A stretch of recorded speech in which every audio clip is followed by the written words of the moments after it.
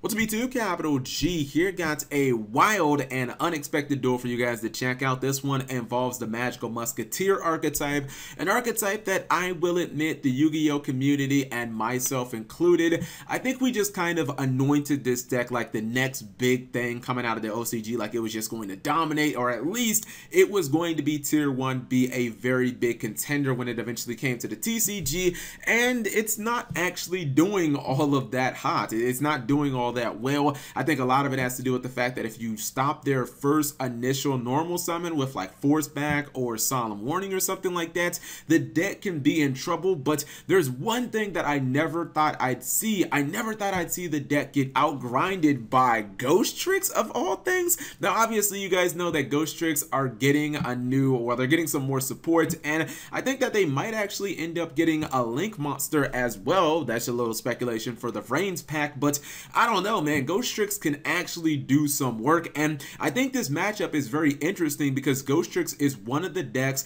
that can constantly put your opponent's monsters face down. They have a card that is basically a continuous trap that can essentially be a Book of Moon that does not target, and it is kind of a hard counter to the Magical Musketeers because these guys obviously can make they can make pluses like no one's business, but they don't get their effects if they're not face up on the field because all the spells and traps in the archetype say that they have to have a MagiBullets. They have to have a Magical Musketeer monster face up on the field.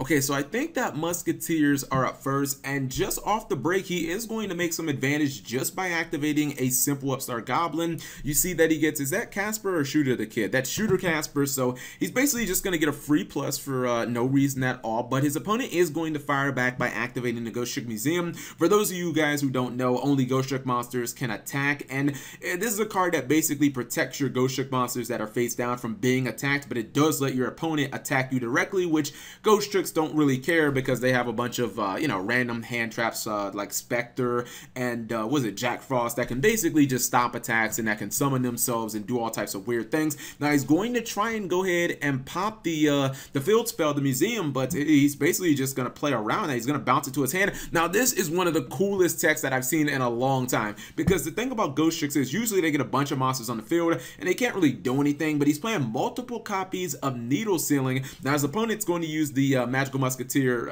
It's like a sort of Infernity Barrier. It doesn't stop monster effects, but it essentially gets rid of the Needle Sealing, and if he didn't have this, he would have gotten blown the fuck out, because in Ghost Tricks you leave your monsters face down, and obviously face down monsters cannot be blown up with Needle Sealing. So it was a nice attempt there. He's going to get a couple of cards for his trouble. He's going to try to go into battle phase, but, you know, he's just going to constantly get blocked. And every time your opponent attacks, I believe, you get to add a card with Ghost Trick Parade. It's a really nutty card. You can get so many pluses. It says when an opponent's monster declares a direct attack, you can add one Ghost Trick card from your deck to your hand. It is not a hard once per turn. So you see right here, he's getting massive pluses from this card.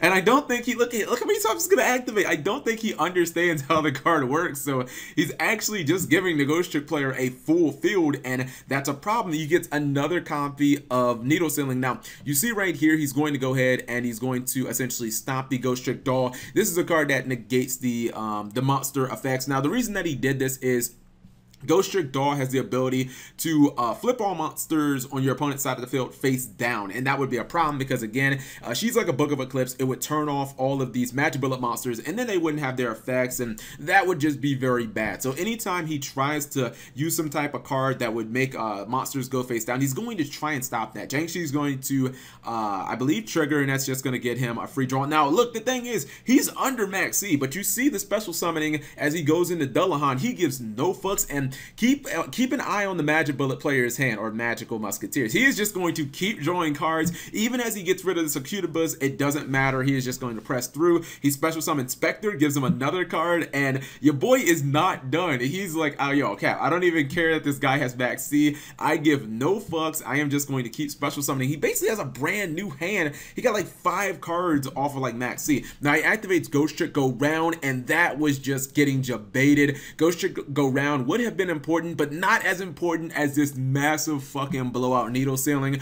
You saw in the previous turn, he tried to blow him out with Needle Sealing, but this time it is going to stick, and that is huge because if you get rid of MagiBullets monsters, the deck is really kind of a sitting duck. I mean, yeah, you can have these, you know, nice little spells and traps. They're all really good, but they need magical musketeer monsters on the field to actually do something. He sets a rivalry of warlords, and I was like, oh, that's cool. That can obviously put in a lot of work against most decks. But then I was like, wait a minute.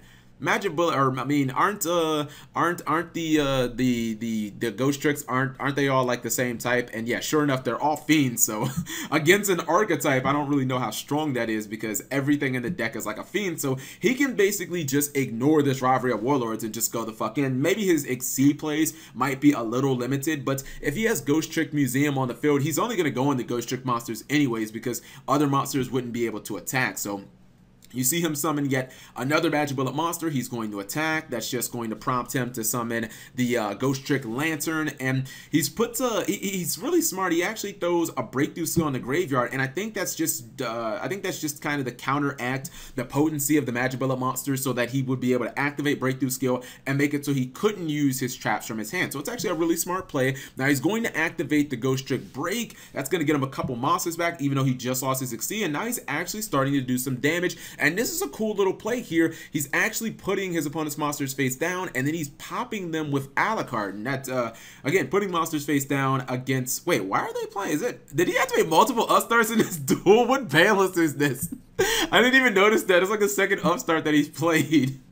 He activates Sword of Concealing Light, which again against MagiBullets or Magical Musketeers is just death because puts those monsters face down, puts them permanently. This is the card I love right here. This is the card that I described earlier in the duel. It's called Ghost Trick Go Round, and this is the one where you can make one of your face-down Ghost Trick monsters turn into face-up attack position, and then you book a moon one of your opponent's monsters, but it doesn't target. You take one of their face-up cards and put it in defense mode. That is just so valuable. Obviously, not that strong against Link monsters, but you know, everything isn't all just Link monsters. So Alucard's gonna pop another monster, and you see right here, his opponent is never able to keep face-up monsters, so it doesn't matter all the advantage he can get and all the cards that he actually has in his hand. Doesn't matter how many of those Magical Musketeer traps he has, he just can't really get anything on the board to stick. He tries to activate Casper, that's just going to get hit with breakthrough skill, and the duel is basically over with one more attack from the Ghost Trick Alucard, guys. And you just actually saw you saw Ghost Tricks actually outgrind Magical Musketeers. Saying ain't so. I didn't think that would ever happen, but I don't know, man. I feel like Ghost Tricks are one of those decks that 99% of people have no idea what any of the fucking cards do. Very much like Cardians and Despots, but it can actually sneak up on people and get some victories, especially considering that he exceed a decent amount, but he didn't exceed all that much. I really do think that Ghost Tricks are eventually going to get a Link monster because, man, he was spamming the board super hard, and those needle sealing plays are real. Anyways, if you guys enjoyed the video, please leave a thumbs up on this. I actually had to watch this a few times to try and get a grasp of what any of these fucking Ghost Trick cards did, and I think I will post the Ghost Trick deck because I have a feeling people are going to be interested in this. And I'm like, CapG, I'm a little interested in Ghost Tricks. What exactly is this build? I will post the build in the link below, or in the description of the video. Thank you guys for watching, and subscribe if you have not already. This video has been brought to you by Audible. Get a free audiobook download and 30-day free trial at audible.com/MegaCapitalG. Over 180,000 titles to choose from on your mobile device. I'm listening to the amazing I Can't Make This Up by Kevin Hart. Link in the description.